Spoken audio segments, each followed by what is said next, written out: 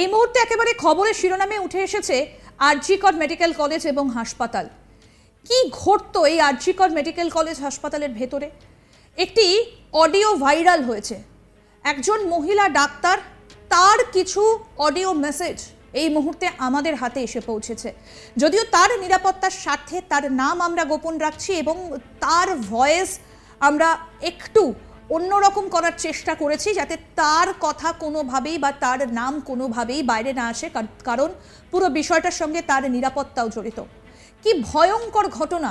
আপনারা শুনলে বুঝতে পারবেন যে কেন আরজি কর মেডিকেল কলেজ হাসপাতালে অনেকেই বলেন সেখানকার পরিবেশ খারাপ। কি ঘটেছিল সেই রাতে?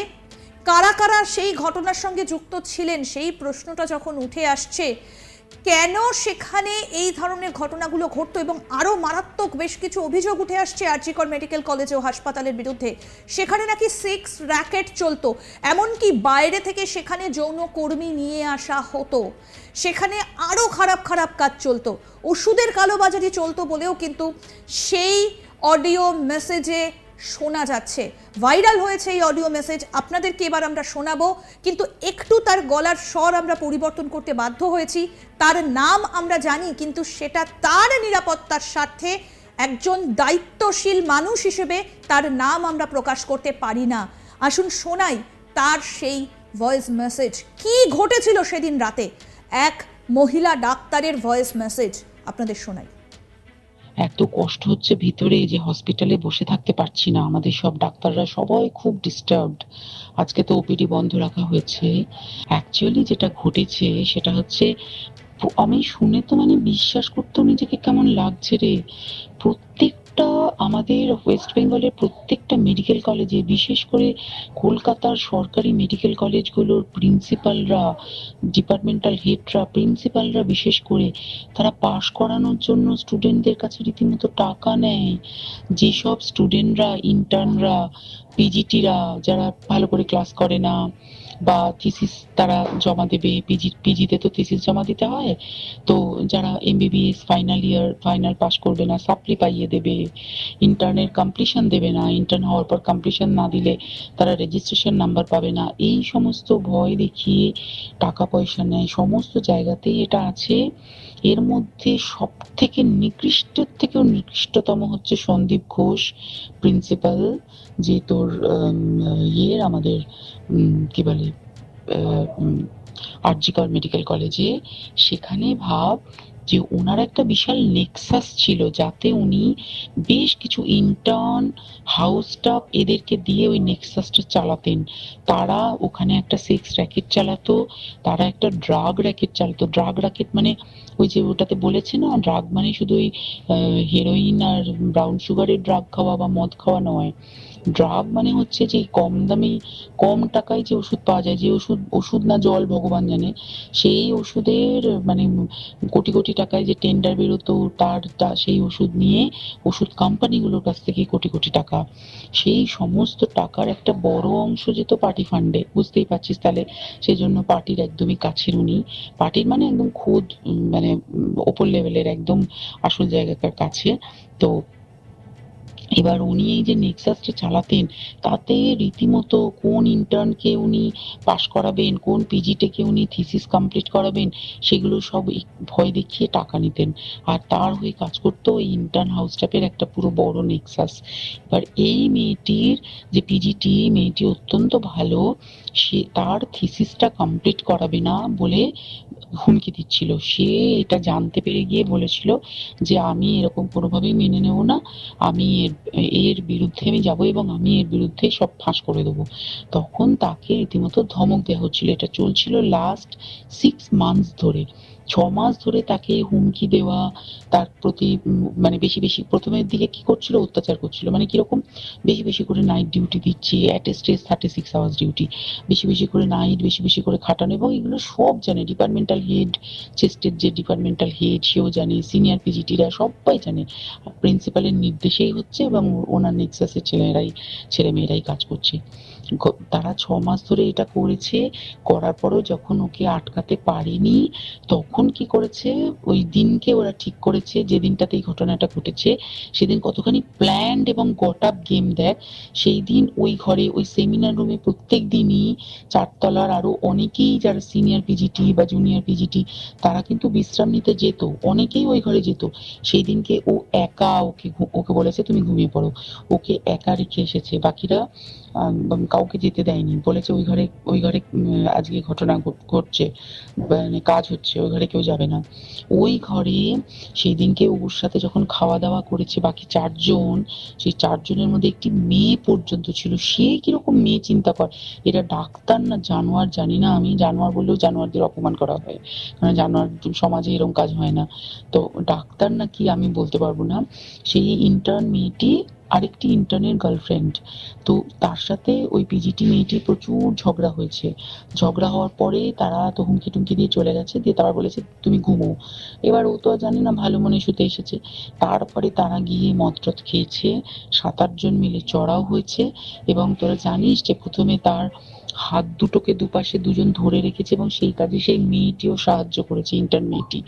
2 জন ওকে পা দুটোকে টেনে জরাসন্ধের মতো ছিঁড়ে ফেলেছে, মানে ছেঁড়ার মতো করে টেনেছে, যাতে পেলভিক বোন ভেঙেছে, কলার বোন ভেঙেছে, মানে কি বিপর্যস্ত, মানে বিধ্বস্ত, কি নৃশংস অত্যাচার করেছে। ওকে উল্টো দিক করে শুইয়েছে, পিঠের ওপর দিয়ে বুট পরে হেঁটে গেছে, মাথাটাকে এমন থেতলেছে যে মানে স্কাল ফাল রাপচার হয়েছে। এই সমস্ত করার পরে শ্বাসরোধ করে তাকে মেরেছে। মেরে তারপরে আরো যেটা আরো ভয়ঙ্কর, যে একটা মৃত মানুষকে মিনিমাম ডিগনিটি দিতে জানে না, তারা নিচে এসে দেখেছে ওই সঞ্জয় তখন বসে মদ খাচ্ছিল অন্য আরো গ্রুপ ডি স্টাফদের সাথে। সঞ্জয় ছেলেটা হচ্ছে তার কাটা সঞ্জয় বলতো ওরা, ওকে বলে ফল গাই, মানে ওর একটু ওইসব আলুর দোষ আছে, ও যত্রতত্র যখন তখন প্রস্টিটিউট এলাকায় যায়। এবার দেখেছে যে একে দিয়ে যদি একটা রেপ করিয়ে দিতে পারি তাহলে ঘটনার মোড়টা অন্যদিকে ঘুরে যাবে। এইবার ওকে বলেছে যা, সেমিনার রুমে তোর জন্য রেখে এসেছি, যা তুই এবার গিয়ে কাজ করে দিয়ে আয়। ও এসে ওই ডেড বডিকে রেপ করেছে যাতে তার ভ্যাজাইনাতে সিমেন্ট পাওয়া যায়। তো এবার এই হচ্ছে, প্লিজ আমি নাম করে ফেললাম সবকিছুই, কতজন আমি যে নামগুলো পাঠিয়েছি এই সব ডাক্তাররা, এরা সব জড়িত জানিস, কিন্তু কেউ কোনো প্রমাণ নেই। প্রমাণ লোপাটের জন্য সেদিনকে ওই ইন্টার্ন এবং ডাক্তাররা যে ওইখানের যে বাথরুমটাতে হাত পা ধুয়েছে, রক্ত ধুয়েছে, সেইটাকে তাড়াতাড়ি প্রমাণ লোপাটের জন্য ওই দেওয়ালকে ভেঙে দিয়ে তার মানে ওই বাথরুমের জায়গাটাকেই ভাঙতে হচ্ছে ওদের, ওখানে নাকি ওরা রুম বানাবে, কালকে দেখেছিস তোরা খবরে। আর বেশি বলতে পারছি না, মানে তোরা তো সবাই প্রোটেস্ট করিস, আমরা তো আমাদের দিক থেকে করছি, কিন্তু কিছুই হবে না, এই পোড়া দেশে কিছুই হবার নেই, শুধু ভেতরে ভেতরে গুমড়ে গুমড়ে কষ্ট পাওয়া। আর আগামী প্রজন্মের যে ডাক্তাররা বেরোবে, তারা যে ইন্টার্ন বা পিজিটি বা যাদের কাছে আমরা যাব ভবিষ্যতে, তারা কি ডাক্তার না কি আমি জানি না, কি নিয়ে তাদের কাছে আমরা যাব আর কি করে বা আমাদের পরের প্রজন্মকে আমরা সুরক্ষিত রাখবো। শুনলেন কি কথোপকথন, কি বার্তা, রীতিমতো হাত পা ঠান্ডা হয়ে যাবার জোগাড়। ভাবতে পারছেন, যেখানে মানুষ যায় সুস্থ হতে চিকিৎসার আশায়, যেখানে ডাক্তারদের আমরা ভগবানের পরে স্থান দিই, ভাবতে পারছেন তিনি জানতেন না যে তার সঙ্গে সেদিন রাতে কি ঘটতে চলেছে। ভাবা যায় পুরোটা পরিকল্পনা মাফিক এবং একটু একটু করে তাকে ফাঁদে ফেলা হয়েছে। সেই ডাক্তারি পড়ুয়া জানতেন না যে একটু পরে তার সঙ্গে কি ঘটতে চলেছে। আচ্ছা, এই যে সঞ্জয় বলে যার নাম উঠে এলো এবং এই ভাইরাল হওয়া অডিও বার্তায় তিনি যেটা বলেছেন, তাহলে তো এটা বলাই যায় যে মহাভারতে যে সঞ্জয়ের কথা আমরা পড়েছি শুনেছি, তিনি সব কিছু দূর থেকে দেখতেন। তাহলে এই সঞ্জয়ও কি দূর থেকে সবটা দেখে ফেলেছিলেন বা জেনে ফেলেছিলেন? সেই কারণেই কি সঞ্জয়ের ওপর দোষটা চাপিয়ে দেওয়া এতটা সহজ হলো? রীতিমতো দেখুন হাত পা ঠান্ডা হয়ে যাচ্ছে এই কথোপকথনে। ভাবতে পারছেন ডিপার্টমেন্ট হেড এবং প্রিন্সিপাল তারা নাকি সবটা জানতেন। ভাবতে পারছেন এক মহিলাও নাকি এর সঙ্গে জড়িত, একজন ইন্টার্ন। অন্তত ভয়েস মেসেজ থেকে আমরা সেটাই জানতে পারছি, যদিও এই ভয়েস মেসেজের সত্যতা আজ তাক বাংলা যাচাই করেনি। ভাইরাল হওয়া এই অডিও মেসেজ আপনাদেরকে আমরা শোনালাম। ভাবতে পারছেন, কথায় বলে না যে মেয়েরা মেয়েদের শত্রু, এখানেও তো তাই। এবার আপনারা বিশ্বাস করবেন কি করবেন না সেটা সম্পূর্ণ আপনাদের ওপর নির্ভর করছে। একটা সরকারি হাসপাতাল, সেখানে সেক্স র্যাকেট চলছে, সেখানে ওষুধের কালোবাজারি হচ্ছে, রীতিমতো র্যাকেট চলছে। ভাবতে পারছেন, সেখানে ইন্টার্নরা যুক্ত, সেখানে যারা হাউস স্টাফ তারা যুক্ত। ভাবুন তো, এরপর এরা কি করে মানুষকে বাঁচানোর লড়াইয়ে নামবে? অত্যন্ত ভয়ানক। আর সব থেকে ভয়ানক বিষয়, প্রিন্সিপাল ডিপার্টমেন্ট হেড সবটা জানতেন। ওই তরুণী ডাক্তারের অপরাধ কি ছিল? তিনি লেখাপড়া করে মানুষের সেবা করতে চেয়েছিলেন, তাই কি তাকে বাঁচতে দেওয়া হলো না? প্রশ্ন অনেক। আরও একবার আপনাদেরকে শোনাবো ভাইরাল হওয়া এই অডিও মেসেজ, শুনুন। যদিও এর সত্যতা যাচাই করেনি আজ তাক বাংলা, শোনাবো আরেকবার আপনাদের। এত কষ্ট হচ্ছে ভিতরে যে হসপিটালে বসে থাকতে পারছি না, আমাদের সব ডাক্তাররা সবাই খুব ডিস্টার্বড। আজকে তো ওপিডি বন্ধ রাখা হয়েছে। অ্যাকচুয়ালি যেটা ঘটেছে সেটা হচ্ছে, আমি শুনে তো মানে বিশ্বাস করতেও নিজেকে কেমন লাগছে রে। প্রত্যেকটা আমাদের ওয়েস্ট বেঙ্গলের প্রত্যেকটা মেডিকেল কলেজে, বিশেষ করে কলকাতার সরকারি মেডিকেল কলেজগুলোর প্রিন্সিপালরা, ডিপার্টমেন্টাল হেডরা, প্রিন্সিপালরা বিশেষ করে, তারা পাশ করানোর জন্য স্টুডেন্টদের কাছে রীতিমতো টাকা নেয়। যেসব স্টুডেন্টরা, ইন্টার্নরা, পিজিটিরা যারা ভালো করে ক্লাস করে না বা থিসিস তারা জমা দেবে, পিজিতে তো থিসিস জমা দিতে হয়, তো যারা MBBS final year final pass করবে না সাপ্লি পাইয়ে দেবে, ইন্টার্নের কমপ্লিশন দেবে না, ইন্টার্ন হওয়ার পর কমপ্লিশন না দিলে তারা রেজিস্ট্রেশন নাম্বার পাবে না, এই সমস্ত ভয় দেখিয়ে টাকা পয়সা নেয়। সমস্ত জায়গাতেই এটা আছে। এর মধ্যে সব থেকে নিকৃষ্ট থেকেও নিকৃষ্টতম হচ্ছে সন্দীপ ঘোষ, প্রিন্সিপাল, যে তোর ইয়ের আমাদের কি বলে আরজি কর মেডিকেল কলেজে। সেখানে ভাব যে ওনার একটা বিশাল নেক্সাস ছিল, যাতে উনি বেশ কিছু ইন্টার্ন, হাউস স্টাফ এদেরকে দিয়ে ওই নেক্সাসটা চালাতেন। তারা ওখানে একটা সেক্স র্যাকেট চালাতো, তারা একটা ড্রাগ র্যাকেট চালাতো। ড্রাগ র্যাকেট মানে ওই যে ওটাতে বলেছে না, ড্রাগ মানে শুধু ওই হেরোইন আর ব্রাউন সুগারের ড্রাগ খাওয়া বা মদ খাওয়া নয়। ড্রাগ মানে হচ্ছে যে কম দামে, কম টাকায় যে ওষুধ পাওয়া যায়, যে ওষুধ না জল ভগবান জানে, সেই ওষুধের মানে কোটি কোটি টাকায় যে টেন্ডার বেরোতো, তার সেই ওষুধ নিয়ে ওষুধ কোম্পানিগুলোর কাছ থেকে কোটি কোটি টাকা, সেই সমস্ত টাকার একটা বড় অংশ যেত পার্টি ফান্ডে। বুঝতেই পারছিস তাহলে, সেই জন্য পার্টির একদমই কাছের উনি, পার্টির মানে একদম খোদ মানে ওপর লেভেলের একদম আসল জায়গাকার কাছে। তো এবার উনি এই যে নেক্সাসটা চালাতেন, তাতে রীতিমতো কোন ইন্টার্নকে উনি পাশ করাবেন, কোন পিজিটেকে উনি থিসিস কমপ্লিট করাবেন, সেগুলো সব ভয় দেখিয়ে টাকা নিতেন। আর তার হয়ে কাজ করতো ওই ইন্টার্ন হাউস স্টাফের একটা পুরো বড় নেক্সাস। এবার এই মেয়েটির যে পিজিটি, মেয়েটি অত্যন্ত ভালো, সে তার থিসিসটা কমপ্লিট করাবে না বলে হুমকি দিচ্ছিল। সে এটা জানতে পেরে গিয়ে বলেছিল যে আমি এরকম কোনোভাবেই মেনে নেব না, আমি এর বিরুদ্ধে আমি যাবো এবং আমি এর বিরুদ্ধে সব ফাঁস করে দেবো। তখন তাকে রীতিমতো ধমক দেওয়া হচ্ছিল। এটা চলছিল লাস্ট 6 মান্থস ধরে। 6 মাস ধরে তাকে হুমকি দেওয়া, তার প্রতি মানে বেশি বেশি, প্রথমের দিকে কি করছিল, অত্যাচার করছিল। মানে কিরকম, বেশি বেশি করে নাইট ডিউটি দিচ্ছে, at a stress 36 hours duty, বেশি বেশি করে নাইট, বেশি বেশি করে খাটানো, এবং এগুলো সব জানে ডিপার্টমেন্টাল হেড, চেস্টের যে ডিপার্টমেন্টাল হেড সেও জানে, সিনিয়র পিজিটিরা সবাই জানে। প্রিন্সিপালের নির্দেশেই হচ্ছে এবং ওনার নেক্সাসের ছেলে মেয়েরাই কাজ করছে। তারা 6 মাস ধরে এটা করেছে।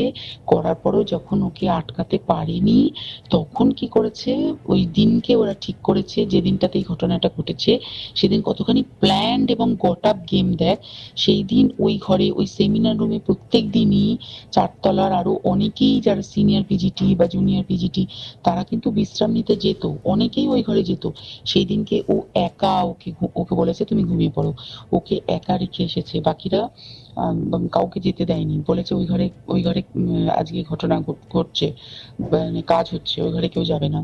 ওই ঘরে সেই দিনকে ওর সাথে যখন খাওয়া দাওয়া করেছে বাকি 4 জন, সেই 4 জনের মধ্যে একটি মেয়ে পর্যন্ত ছিল। সে কিরকম মেয়ে চিন্তা কর, এরা ডাক্তার না জানোয়ার জানি না, আমি জানোয়ার বললেও জানোয়ারদের অপমান করা হয়, কারণ জানোয়ার সমাজে এরকম কাজ হয় না। তো ডাক্তার না কি আমি বলতে পারবো না। সেই ইন্টার্ন মেয়েটি আরেকটি ইন্টার্নের গার্লফ্রেন্ড। তো তার সাথে ওই পিজিটি মেয়েটি প্রচুর ঝগড়া হয়েছে। ঝগড়া হওয়ার পরে তারা তো হুমকি টুমকি দিয়ে চলে গেছে, দিয়ে তারা বলেছে তুমি ঘুমো। এবার ও তো আর জানে না, ভালো মনে শুতে এসেছে। তারপরে তারা গিয়ে মদটদ খেয়েছে, 7-8 জন মিলে চড়াও হয়েছে। এবং তোরা জানিস যে প্রথমে তার হাত দুটোকে দুপাশে 2 জন ধরে রেখেছে এবং সেই কাজে সেই মেয়েটিও সাহায্য করেছে, ইন্টার্ন মেয়েটি। 2 জন ওকে পা দুটোকে টেনে জরাসন্ধের মতো ছিঁড়ে ফেলেছে, মানে ছেঁড়ার মতো করে টেনেছে, যাতে পেলভিক বোন ভেঙেছে, কলার বোন ভেঙেছে, মানে কি বিপর্যস্ত, মানে বিধ্বস্ত, কি নৃশংস অত্যাচার করেছে। ওকে উল্টো দিক করে শুইয়েছে, পিঠের ওপর দিয়ে বুট পরে হেঁটে গেছে, মাথাটাকে এমন থেতলেছে যে মানে স্কাল ফাল রাপচার হয়েছে। এই সমস্ত করার পরে শ্বাসরোধ করে তাকে মেরেছে। মেরে তারপরে আরো যেটা আরো ভয়ঙ্কর, যে একটা মৃত মানুষকে মিনিমাম ডিগনিটি দিতে জানে না, তারা নিচে এসে দেখেছে ওই সঞ্জয় তখন বসে মদ খাচ্ছিল অন্য আরো গ্রুপ ডি স্টাফদের সাথে। সঞ্জয় ছেলেটা হচ্ছে তার কাটা সঞ্জয় বলতো ওরা, ওকে বলে ফল গাই, মানে ওর একটু ওইসব আলুর দোষ আছে, ও যত্রতত্র যখন তখন প্রস্টিটিউট এলাকায় যায়। এবার দেখেছে যে একে দিয়ে যদি একটা রেপ করিয়ে দিতে পারি তাহলে ঘটনার মোড়টা অন্যদিকে ঘুরে যাবে। এইবার ওকে বলেছে যা, সেমিনার রুমে তোর জন্য রেখে এসেছি, যা তুই এবার গিয়ে কাজ করে দিয়ে আয়। ও এসে ওই ডেড বডিকে রেপ করেছে যাতে তার ভ্যাজাইনাতে সিমেন্ট পাওয়া যায়। তো এবার এই হচ্ছে, প্লিজ আমি নাম করে ফেললাম সবকিছুই, কতজন আমি যে নামগুলো পাঠিয়েছি এই সব ডাক্তাররা, এরা সব জড়িত জানিস, কিন্তু কেউ কোনো প্রমাণ নেই। প্রমাণ লোপাটের জন্য সেদিনকে ওই ইন্টার্ন এবং ডাক্তাররা যে ওইখানের যে বাথরুমটাতে হাত পা ধুয়েছে, রক্ত ধুয়েছে, সেইটাকে তাড়াতাড়ি প্রমাণ লোপাটের জন্য ওই দেওয়ালকে ভেঙে দিয়ে তার মানে ওই বাথরুমের জায়গাটাকেই ভাঙতে হচ্ছে ওদের। ওখানে নাকি ওরা রুম বানাবে, কালকে দেখেছিস তোরা খবরে। আর বেশি বলতে পারছি না, মানে তোরা তো সবাই প্রোটেস্ট করিস, আমরা তো আমাদের দিক থেকে করছি, কিন্তু কিছুই হবে না, এই পোড়া দেশে কিছুই হবার নেই, শুধু ভেতরে ভেতরে গুমড়ে গুমড়ে কষ্ট পাওয়া। আর আগামী প্রজন্মের যে ডাক্তাররা বেরোবে, তারা যে ইন্টার্ন বা পিজিটি বা যাদের কাছে আমরা যাব ভবিষ্যতে, তারা কি ডাক্তার না কি আমি জানি না, কি নিয়ে তাদের কাছে আমরা যাব আর কি করে বা আমাদের পরের প্রজন্মকে আমরা সুরক্ষিত রাখবো। আরও একবার শোনালাম সেই কথোপকথন আপনাদের। এখন এই তদন্তভার ইতিমধ্যে সিবিআই এর কাছে গিয়েছে। পরবর্তী আপডেট আমরাও পেতে থাকলে আপনাদের জানাতে থাকবো। দেখতে থাকুন আজ তাক বাংলার ইউটিউব চ্যানেল, সাবস্ক্রাইব করুন।